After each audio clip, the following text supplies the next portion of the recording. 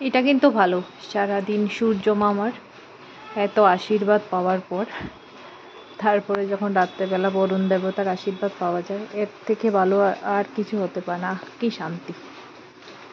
এই মুহূর্তে কিন্তু রাজধানী আগরতলাতে ভালো একটা বৃষ্টি হয়ে গেল, আমাদের এই সাইডটাতে ভালো হাওয়া দিয়ে গেল, ভালো পরিমাণে বৃষ্টি হয়ে গেল। এখন একটু একটু পড়ছে ঝিরঝির করে, আর শান্ত হলো পরিবেশটা।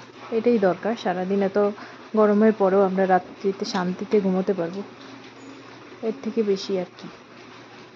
তো আমাদের তখন কি শান্তি লাগছে বলে বোঝানোর মতো নয়।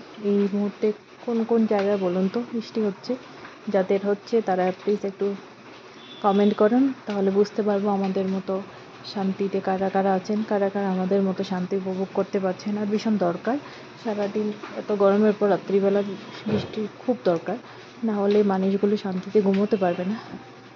যাদের এসি আছে তো আলাদা, বাট সবাই তো এসি নেই বা এসি চালাতেও পারবে না আমাদের মতো মধ্যবিত্তরা। সবাই তো এসি কিনলেও এসির যে কারেন্টের বিল সেটা মেটাতেও পারে, হিমশিম খাবে, সম্ভব নয় সবার দ্বারা এসি কিনে। যারা নিচের তলাতে থাকে তাও তো মোটামুটি ঠিক আছে, যারা 2-3 তলাতে থাকে ওদের তো ভীষণ কষ্ট। আমার ভাই বোনে 2 তলাতে থাকে, ওদের মানে ভীষণ কষ্ট, এত গরম সহ্য করার মতো নয়।